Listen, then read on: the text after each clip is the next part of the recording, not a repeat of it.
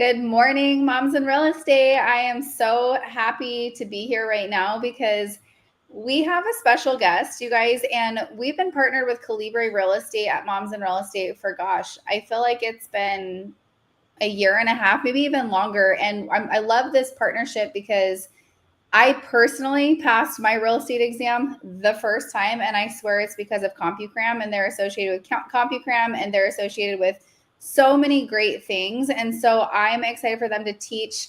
Today we have Mara here who is going to teach us License Like a Mother, and this class is specifically for the moms out there who are looking to get their real estate license and pass their test. So Mara, why don't you take it away? Well, hello there, everybody. Again, thank you for the introduction. My name is Mara. I've been working in real estate now for 20 years. I'm a licensed broker in California, Michigan, and several other states. I teach pre-licensing for many states. I'm a national tutor as well. And I have a pretty good idea of what is required to pass your state exam, no matter what state you happen to be in. So in the chat here, I was just wondering if you guys could answer for me if any of you actually have your exam coming up. And if so, what state are you getting that license in? So we might have stuff come in live. It might not be right as you're talking. So I don't know if we'll get those right away. Oh, okay. So in that case, we'll just keep it fully national, and maybe we can get some more information when we have our Q&A at the end. So as you can see here, this is a national portion crammer in that we are going to go through some key competencies that you are going to need for your ability to pass your state exam. It's important for you to note that every state is different in that there could be one test, there could be two tests, there could be one test that is national information and state-specific information. There could be two tests where you take an exam based on national information, and then a second test where it is just state information. So it's important for you to do your research to understand what specifically in your state is important for you to note and memorize in order to pass that portion, because no matter what, where you are in this country, you're going to have some very specific state information that you are going to need to go through. So these slides that were created are Q&As for people to answer in the chat and go through core topics and then see where we are lacking and help out. Is there any students to participate? Let's say if we put a question up like this on the screen. So it's live in the Facebook group. And so if any questions come through on there, I'll be able to talk to you about it. And then, but what I would do is just generally, because this is going to go out to all of our moms in real estate community. So specifically if somebody is on there that is about to get licensed, that's who's going to be watching this. And it might be a replay for them. Okay, got it. So the way that we've set this up with Mackenzie is for these questions to have answers in the chat, and then we go through what the right answer is. But it looks like maybe there won't be participation on your end. So I guess I could just go through the questions and answers and give some explanations. But these are very typical questions that you would see on your national component, no matter where you are in the country. Yeah, that would be perfect. Okay, great. So, ladies, if I were you, whenever we go through a question here, I'll give a second for you to read through if you're watching this recording, if you're not here live. Ask yourself what the question is. And if you happen to get it wrong, it's important that you discover why that is and explore maybe a key term or a concept, simply because the likelihood of seeing something related to whatever question I put up on the screen, the likelihood of you seeing a question on it is super high. So if I were you, whenever we go through a question here and you're like, oh, I would not have answered that, you should take a screenshot and go back through your learning materials, wherever it is that you are learning and studying, and work on that particular topic. If you happen to get a question right, or you're like, oh, yes, I would have answered that correctly, then, that's fine. I wouldn't spend a lot of time on it. My advice to you for studying and passing your state exam is to only spend time on the terms and concepts that you don't understand. Many people make tons of flashcards on some terms that they already know, but you need to really triage the information, because no matter what state you're in, there are so many terms and so many concepts to know that you really, especially if you're running around and being a mom and doing all the things, maybe you even have another job, you need to triage and you need to study the things that are a problem for you. So as an example, let's take a look at this question here. Tests to distinguish a fixture from personal property include all of the following except. No matter where you are learning, some of the first things that you learn is the difference between personal property and real property, and how a piece of personal property can become a fixture. And now as we go through this question here and you're thinking, oh, I don't even remember the key term fixture, I don't remember the steps to take to discover what's going on with that. Again, you need to get into your book and make some flashcards. Something that is really helpful is the term Maria. So if you're thinking to yourself, oh, I'm looking at this list, maybe you're even thinking, what is even an annexer? Well, let's talk about it.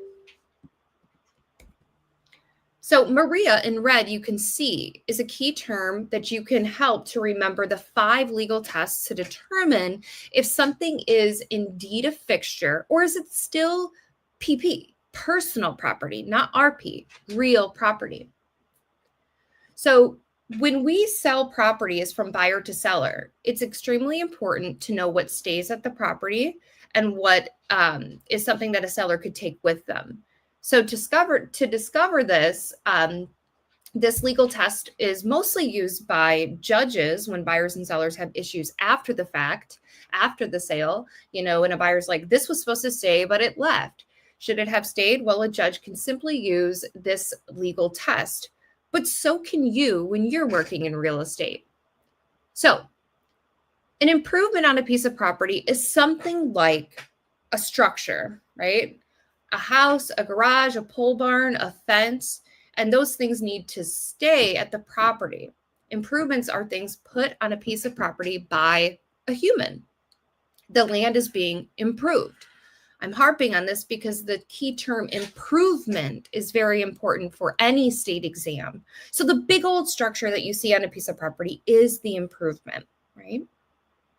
But then there are things attached to the improvements that become one with it and need to stay. Those are fixtures. So a faucet is a fixture, a light fixture, a chandelier, a ceiling fan is a fixture.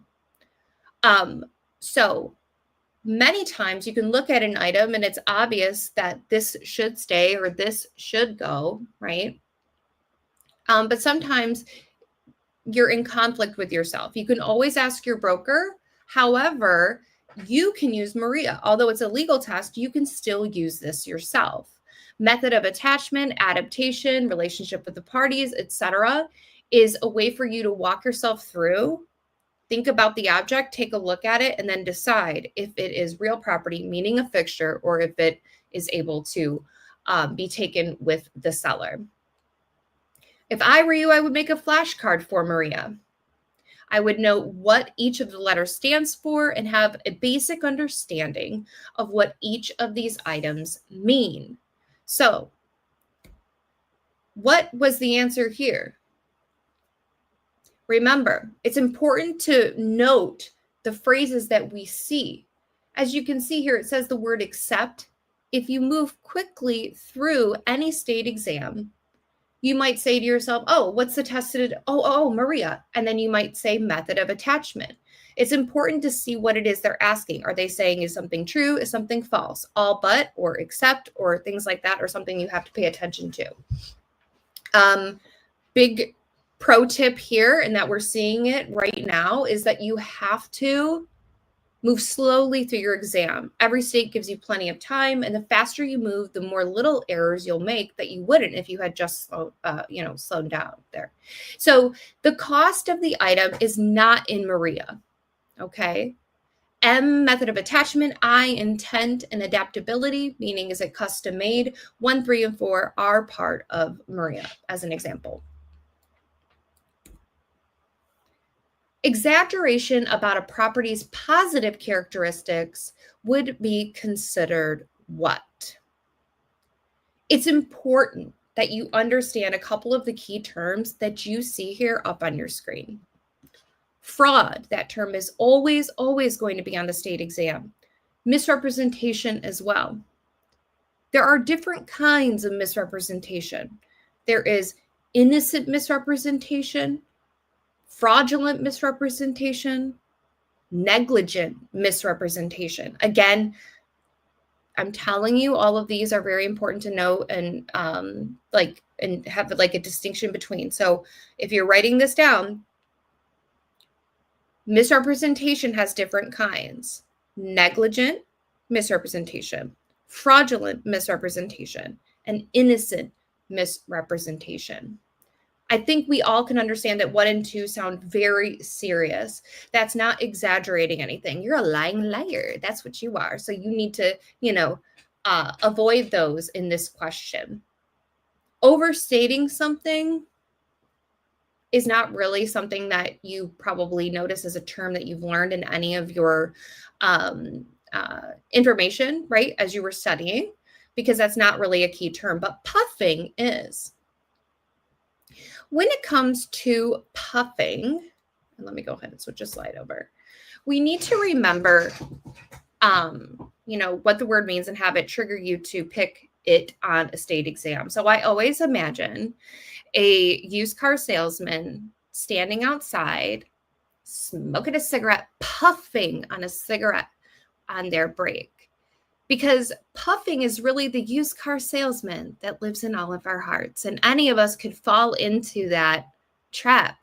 If you watch HGTV or you watch any, show where an agent's walking around, you'll hear a lot of puffing, but actually your mentor or whoever you shadow and trains you for showing should help you avoid that type of behavior when you're working. Saying something like, as you walk into a property, this is the best deal on the block. If you don't buy this house, you're going to miss out on this opportunity. This is the only property like this. If you buy this property within 3 years, it's going to double in value. A lot of people that work in real estate want to project all these ideas of what's going to happen in the future. But honestly, we don't know what's going to happen. There could be a zombie apocalypse. Who knows? We can't say for sure that anybody's value on anybody's property, no matter how hot the market is, that a property is going to double or triple in value or anything like that. So we have to be very careful about the things that we say. Puffing is not giving facts, okay? So again, exaggeration, although legal, puffing is legal. That's an important part of the definition of puffing. Although puffing is legal, it really should be avoided at all costs. And as you begin to work, you need to, even if you got to put a rubber band on your wrist, ladies, it's easy for us to say a bunch of things as we're walking around, but are you stating a fact? Is it 3 bedrooms? Fact. What year was it built? Fact. When did they remodel the kitchen? 2021? Fact. Saying something like, this is a really good investment. It's going to double in value. You sure about that? You sure about that? You willing to really bet on that? So we got to be careful. That would be puffing. Let's go ahead and move on to a different question here. 2 top agents have been competing for listings in the same farm area. So if you don't know what farm area means, it just means a geographical location where 2 agents are basically trying to get the listings. They're competing with each other. They're trying to, have their name all over the place in a certain neighborhood or part of a city or something. But the 2 agents have frequently been cutting their commissions. So they decide, maybe they get together at lunch or something, and they say, listen, let's agree to charge the exact same fees here. And so in doing that, we won't be hurt economically. We have to remember for the state exam that commissions are negotiable by law. There is no set rate. There is no going rate. You might go on your MLS system and you might see that some commissions, they look similar, but it's like Fight Club in that you can't talk about Fight Club, okay? We have to allow our clients the ability to negotiate with us what they would like to pay us. It's a consensual relationship, so you don't have to work with somebody if they want to charge or pay you less than what you think your time is worth. But to get together two agents or maybe a couple brokers in an area and simply say, let's all charge 3%, let's all charge 2.5%, that goes against antitrust. There are many different antitrust federal laws out there, okay? But the one that kind of started it all way back, in the 1800s was the Sherman Antitrust Act. Now, you saw on the screen there, though, didn't you, that there were a couple of other federal laws that really get people on these exams. Let's go back.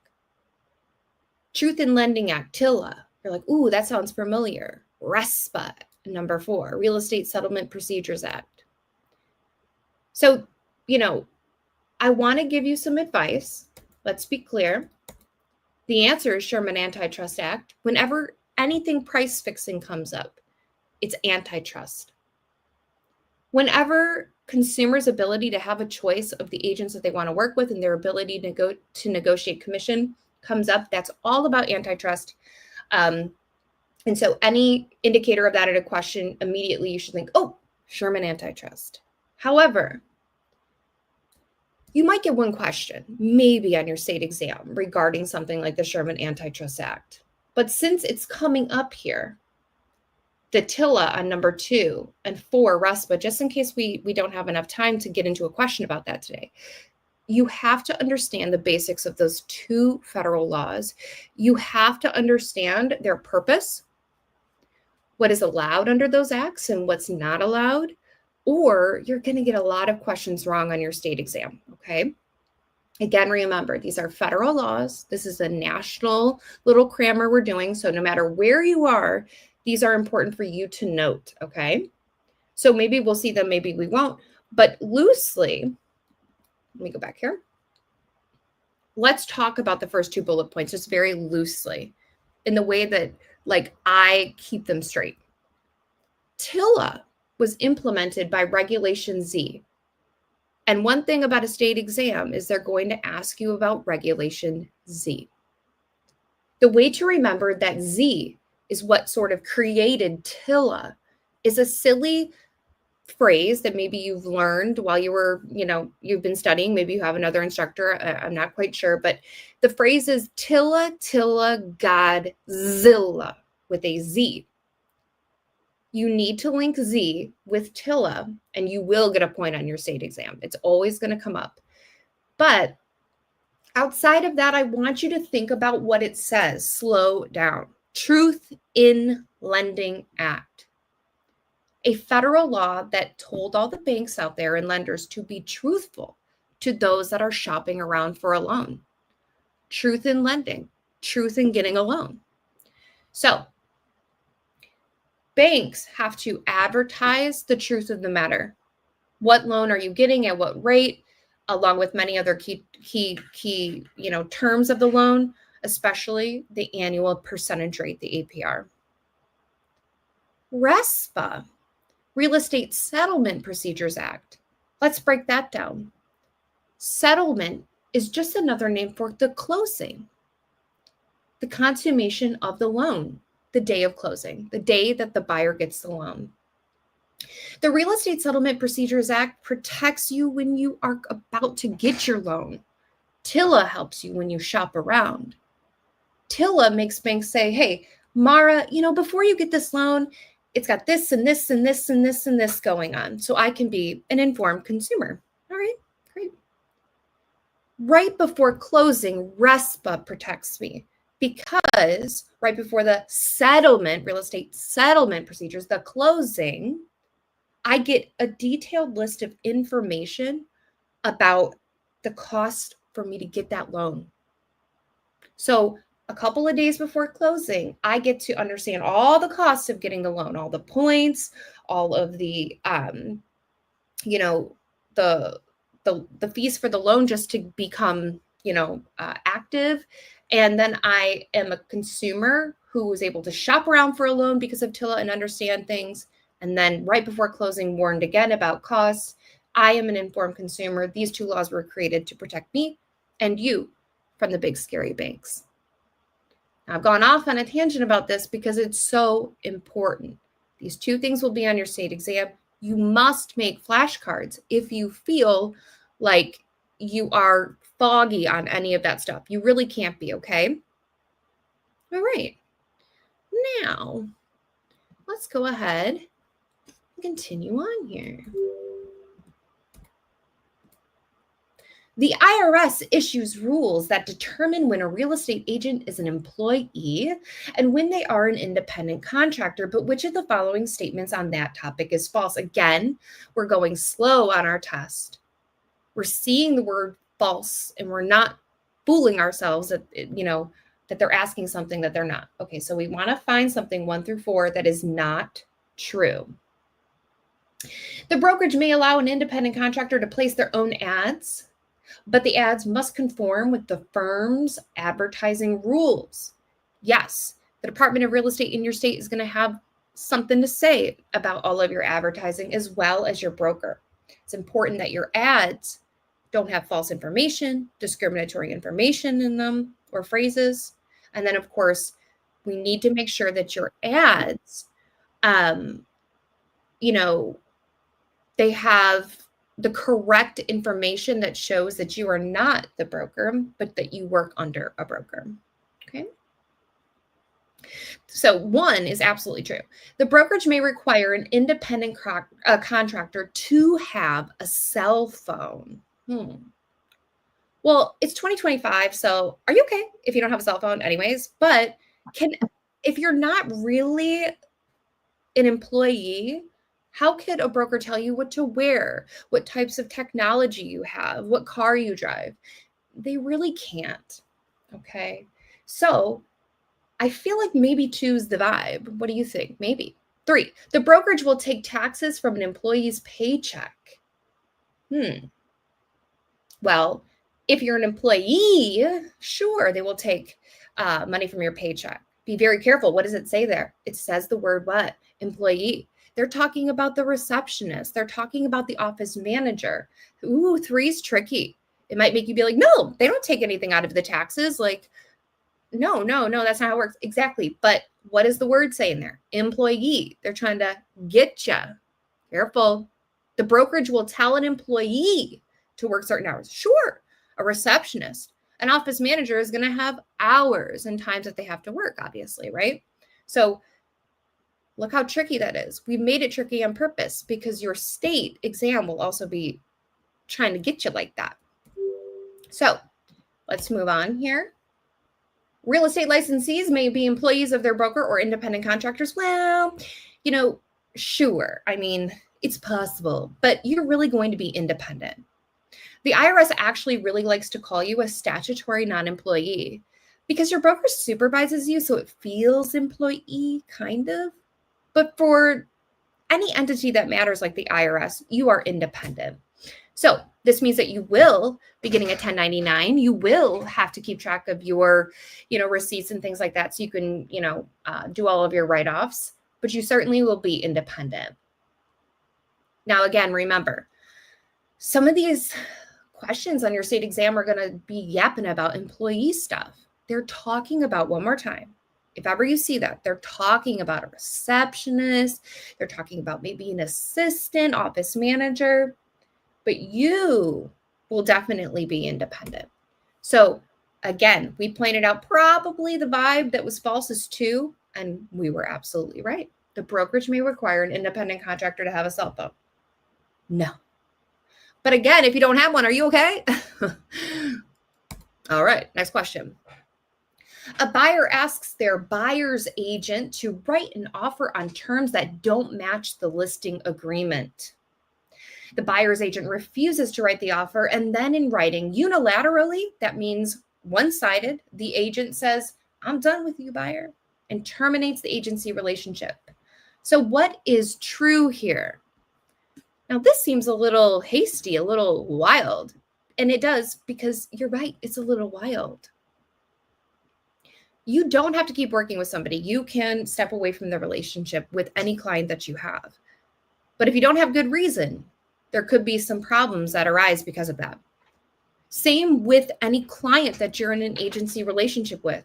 They could fire you, but if it's for good cause, like you're not a good communicator, you haven't done open houses when you say you would, you don't get back to them, you're flaky, fine.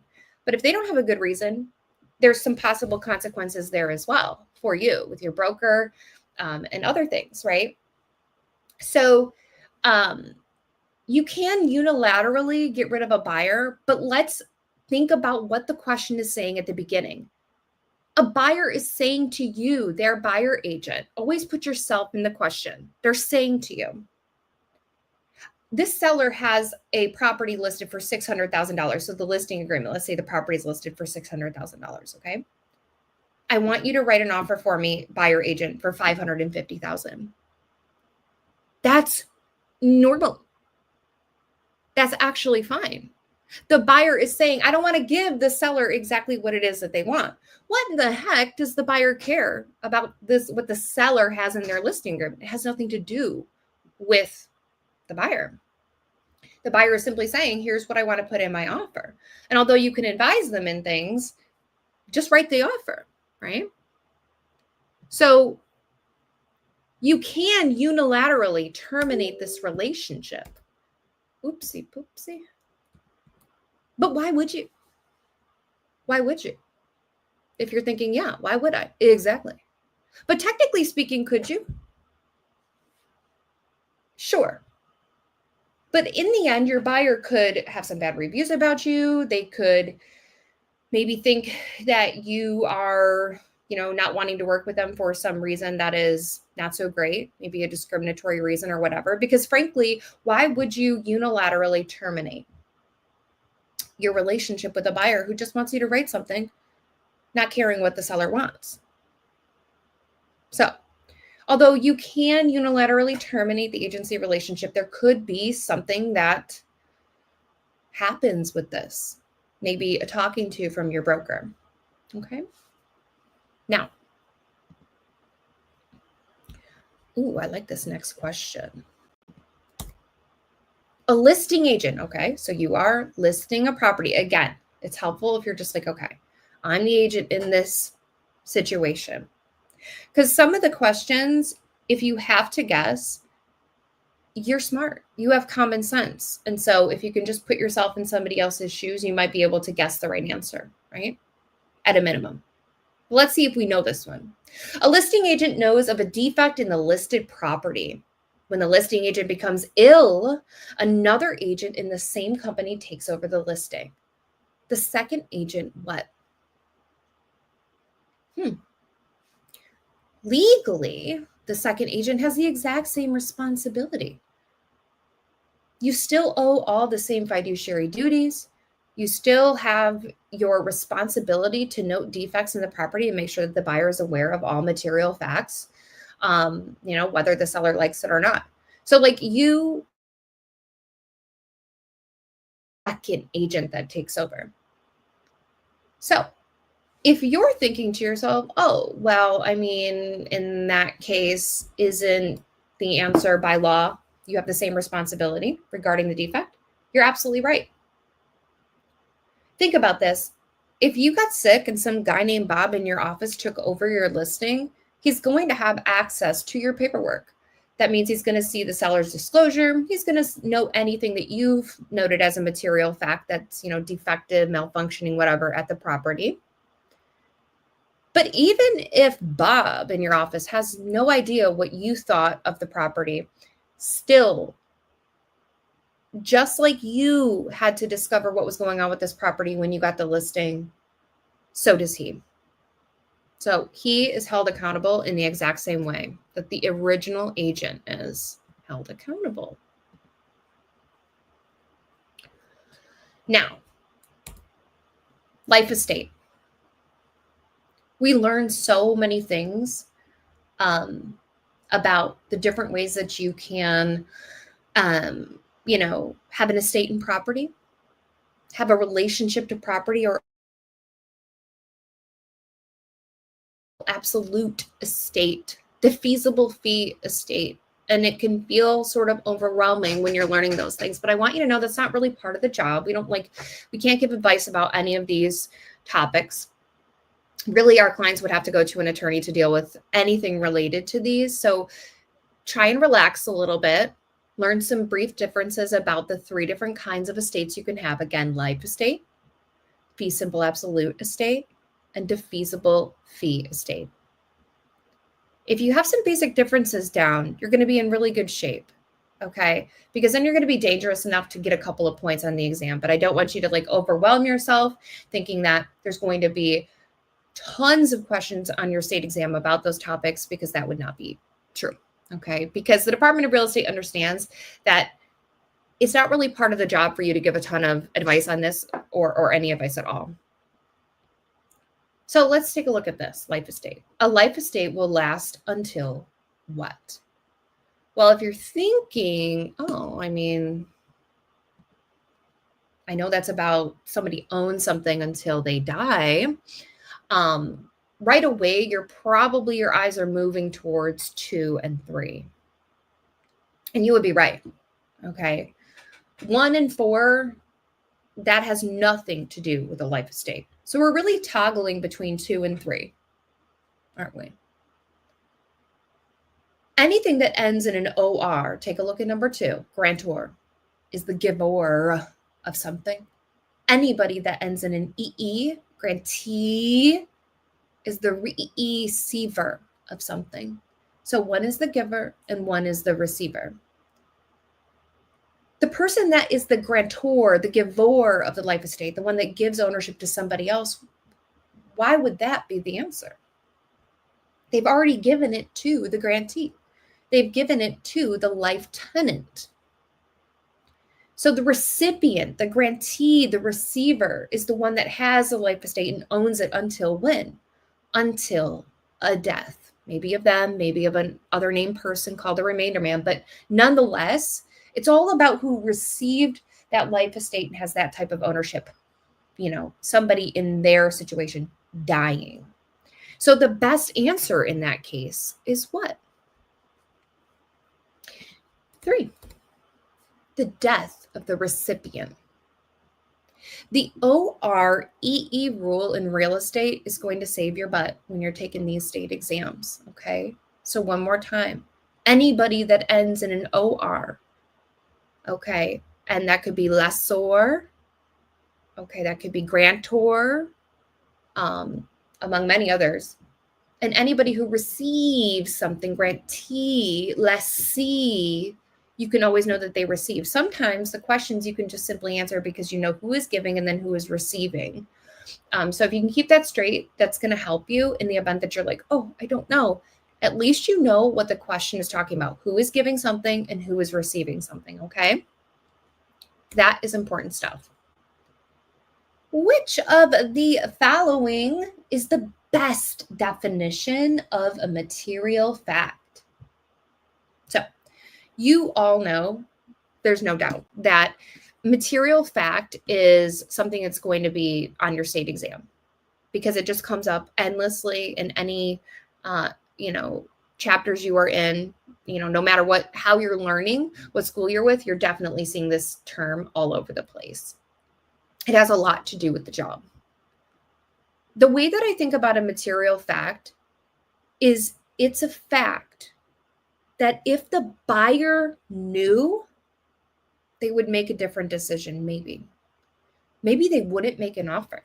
Maybe they wouldn't buy the property. Maybe they would make a lesser offer. If we keep material facts from a buyer, they're kind of buying something that they don't understand everything about, which is not right, right? So a material fact is, a key term that is critical to understand.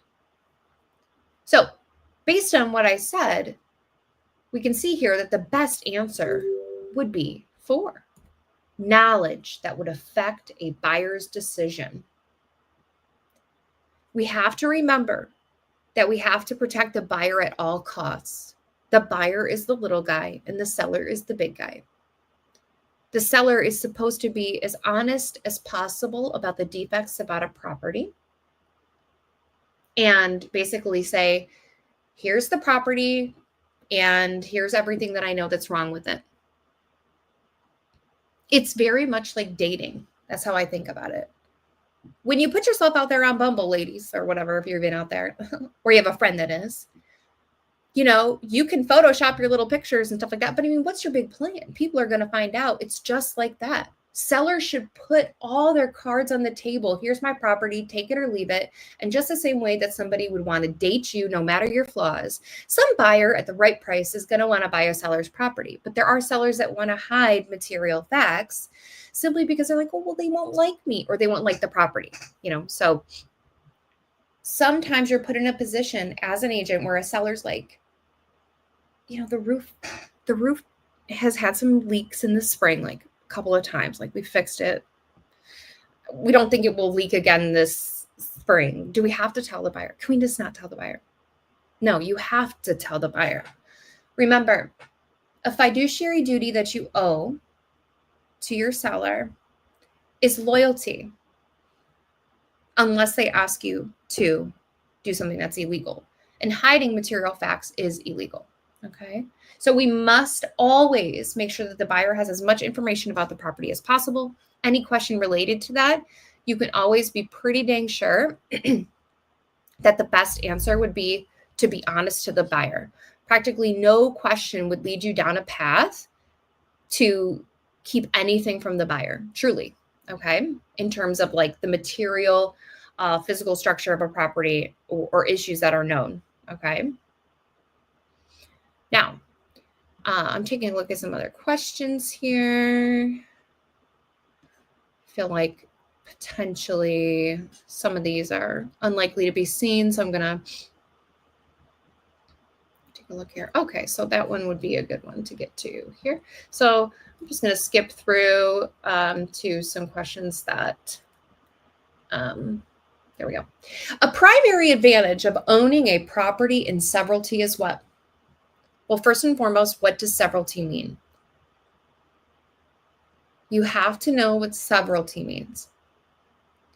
You can be given a piece of property. Here's a defeasible fee estate. Here's a fee simple absolute estate. Here is a life estate. And when you are at closing, you're getting the property, they ask you, okay, somebody's giving you a fee simple absolute estate. How do you want to hold it? How do you want to vest it like a vest? How do you want to hold? How do you want to vest? That is when you can choose severalty. You can choose tenancy by the entirety or community property if people are married. You can choose tenants in common, joint tenancy. Okay. So when you take ownership, you make a choice of how you want to take it. You are given, now listen, you are given fee simple absolute. You are given divisible fee. You are given life estate. But you must choose how you want to hold it.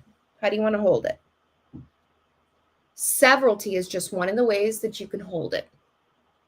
Severalty means severed from all other people. You are alone. You are by yourself owning something. So if you're a single person or even just a corporation, which is a fake human, essentially, you would be owning in severalty. Ladies, that's the only way I've ever owned a property. Okay. So severalty is good. You're owning it all by yourself and you are severed from all others. This term will always be on your state exam. Always. And the way that you can think about it is, again, sever. severed from all others in your own little bubble. You own a property, not with a spouse, not with anybody else, just you. But what gets students every time on exams is it says the word several, which makes you feel like several people own the property. But again, that is not the case with this. So that's like the big oopsie doopsie that students make. Now, think about what I said. If you own a property all by your lonesome, what word, like, how do you feel about that if you're the one that owns the property all by yourself? You probably feel pretty free, flexible even. You could sell it tomorrow. You could live in it for 50 years and, leave it and die and leave it to your kids. You can, there's a million things that you can do. You don't have to go check in with anybody about that too. Super flexible ownership and severalty. Let's go ahead and take a peek here. And I'm looking at our clock. We'll do another question here. A condensed history of the ownership of a property is called what? What is a condensed meaning? A brief document that shows the ownership of a property in order. If you go into the public record system, for most properties, you can go back super far and see all of the different deeds that were recorded. That shows all of the different owners. And you should be able to see who that present owner is as well. Right? So, what is that? It's called the abstract of title. So you had some other things that you could have chosen though, right? There's chain of title, abstract of title. But abstract of title for this particular question is your very best bet. For anybody buys a property, they're going to be able to see tons of information about the property, from any deed that's been recorded that is still available on the public record system, to liens that were on the property and then taken off, easements, any sort of recorded matters that are important for the property are going to be available to view. There is a person that works at a title company, and their job is called title abstractor. And their whole job is to go into the public record systems, because they'll be going into several, and identifying all key information, writing it into a document that's called the abstract of title. Then they walk down the hallway to an attorney that works at the title company, and that's when the attorney gives their opinion of title. The attorney can say something like, there's a golden retriever. They can give their opinion of title. And that's basically going to tell a buyer, there's a cloud on the title, there's not a cloud on the title. And if there happens to be an issue that is discovered in this document, the seller has an opportunity to clear that up before the what?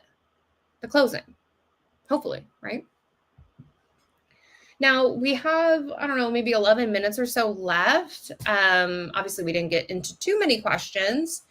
If we were to do this again, I think, without live participation in some of the questions, I think I have a better idea of like how we could structure this to give some key points. But does anybody have any questions? Yeah, we actually have lots of questions. So we just asked them to hold them so that you could kind of go through your presentation. But we have several. Okay, great. I'm ready. Popping those up. So they're kind of coming in from all different platforms, because we have people on YouTube, Facebook, all the different places. Okay, great. So first off, there was just some good encouragement. So again, reiterating, Christina shared that she just filled in Alabama, but she feels like she's going to be more equipped. So thank you for everything that you shared there. And then we had a couple more people saying thank you. But one of the first questions we had was, do you recommend focusing on vocabulary first or jumping right into practice tests? That is such a good question, and a super common question. So I feel like when you can get the terms down, the key terms, that makes you dangerous enough if you need to guess on things, right? But when students focus only on, especially in the beginning, key terms, they miss out on the core concepts. There's deeper things going on within the terms. And sometimes the definitions of the terms won't even make sense unless you understand the full concept. So It's hard to say. I don't think there's anything wrong with like going into key terms and learning definitions, but you need a deeper understanding to be able to answer multiple choice questions. It's many of the questions on all the state exams are not just going to be like personal property is what, and it's like ABC, and you just like pick the right definition. They're going to be deeper and more detailed. So I don't think there's anything wrong with terms, but I think going chapter by chapter or topic by topic is most important. Now, if I could go back to the Alabama gal or any of you in any state, you need to go to the Department of Real Estate, or some of you are in a Bureau of Real Estate, go to their main page, go into the tab on their site that's for examinees, people taking exams, and they will actually, every state has a printout of how their state exam is compiled, how many questions, the topics, and how they are weighted. You'll actually be able to see what topic is most important, meaning what topic you'll get the most questions in. So if you're like, where do I start? We got to get that document, right, on that site.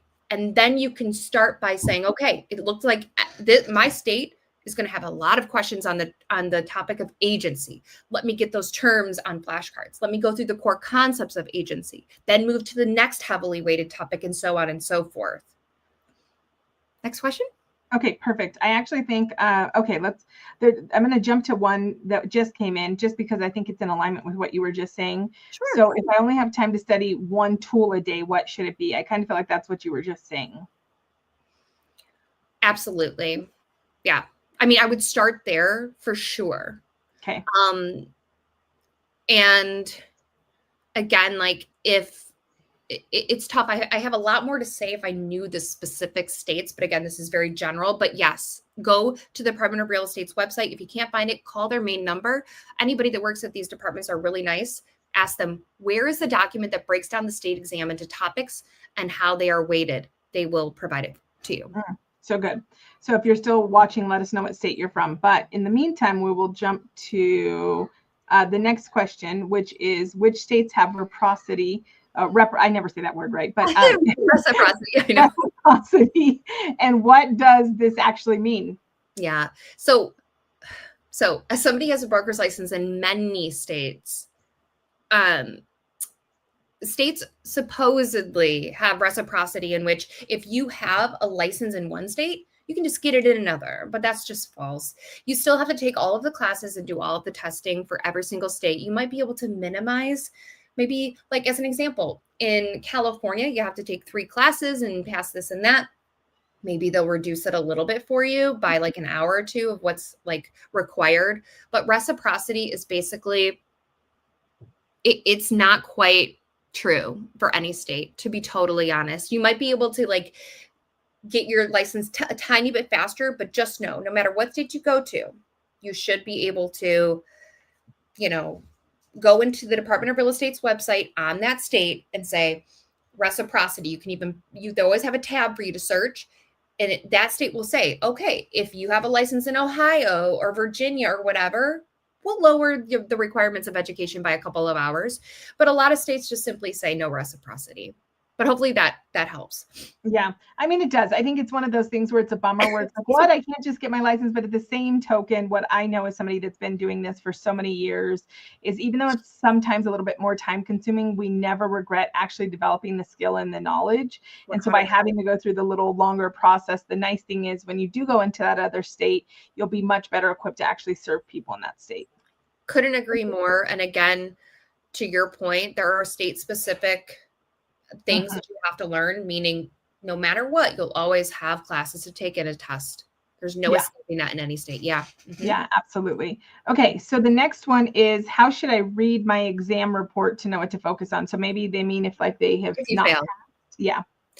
So when you fail, a lot of states do provide you with the topics and how you did percentage wise on those topics. And you should start with the topics that you did poorly on. But it's hard to kind of tell, because it's like, oh, with agency, you got like a 50%. Okay, well, what does that really mean? This is why, again, to understand that breakdown, we must get the original document of how your state weights the topics. Just because you did low in a topic doesn't mean that it's important, super important.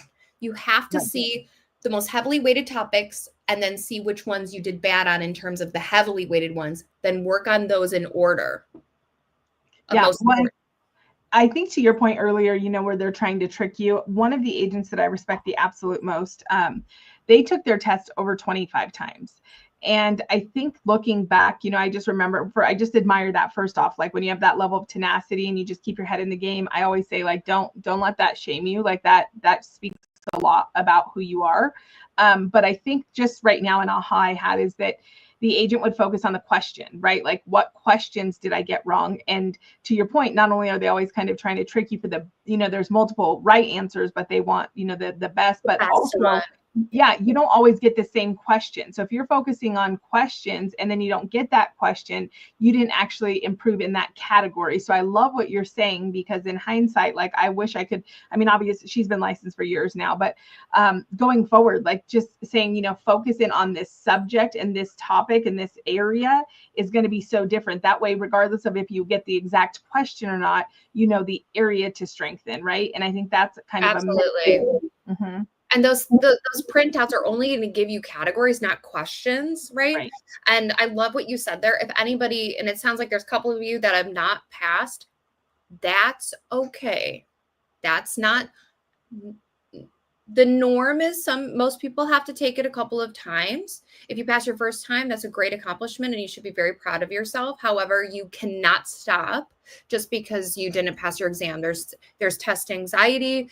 You might, you know, have something going on like dyslexia, who knows? There's so many components and it doesn't necessarily mean anything. And again, I know somebody, it's funny you said, I know somebody who took the test 17 times and does so well in real estate that I pick their brain constantly and have for years. So exactly. You cannot quit. You've done a lot of education and studying. That printout for why you failed is an opportunity to go back and look at those topics and then get back in there. Yeah, I love it. And again, don't quit. And, you know, Calibra is one of our partners that you can go back not only for your pre-licensing, but for your continuing ed. And there's just so many different tools that they have. So we're going to do one more question, but then also if you want to reach out, what is the best way for them to, I mean, they of course can go and sign up right via, you know, our website. We have a link on heymeyer.com. You can sign up. But if somebody wanted to like reach out more directly, is there a way that they could do that? Yes. So I'm writing it into the chat. I don't know if you can see it. Okay, great. Mara.madge@calibragroup.com. So happy to help you guys. Even if you just have your printout of like you failed and you're trying to understand like where you should focus, that takes me no time at all to take a look at that. I do national tutoring for so many states. So I've got you, ladies. Email it to me. I'll reply and I'll tell you, focus on this, focus on that. If you have trouble finding the document through your Department of Real Estate's website of like what is most important and how topics are weighted, happy to help you as well. I have many of those states documents already saved. So like if you need anything, you let me know. I do private tutoring as well through Calibri. So if you want to spend some time, not just going through like why you failed, but like you really want to dive into some of those topics and stuff, happy to help you with that as well. Oh, I love that. Calibri just continues to be such a great source for us. And so we will wrap with the final question. So if oh wait, that was not it. Hold on. We had another one. I already did that one. So this one was, what's the difference between the national portion of the exam and the state is what they're asking. So there are some laws that, or concepts or rules that are nationwide. And anything that is the same in all states will be national information and questions that any licensee should be able to answer. And then state specific, every single state has different laws, rules, regulations that the Department of Real Estate like guides you and your broker through. So it's very specific to just your state. Like as an example, in California, you have to do Con Ed within a 4-year period, 45 hours. You have to renew every 4 years, blah, blah, blah. And every other state's different. I can name a million things that are different in each state, but that's just an example. So anything particular to your state is state material. Got it. Got it. This was so helpful, Mara. I'm so sorry that I missed the beginning. We normally start at 10:30, and I know with you guys we were already set to go at 10. So I'm sure I missed a lot. And on that note, if you're tuning in on any of our platforms and you missed it, keep in mind that you can go back. You can watch us on YouTube. You can watch us in our community. And if you're not in our weekly emails, you want to go ahead and get on those because we send this information out. And in this weekly email, we will include Mara's information. We'll include a link to all Colibri's pre-licensing and post-licensing courses. And we just are so thankful, Mara, to have you guys as a partner. We hear all the time. We even have like guys that are outside of Moms in Real Estate that are like, we jumped on the Moms in Real Estate page to like sign up and do the link. So you are such a resource for so many people. So thank you for being with us today. We appreciate you. Glad to hear it. Thank you for having me. Yes, of course. All right. We will be in touch and we'll see you guys next week for another masterclass. Talk to you then. Bye, girls. Bye, guys.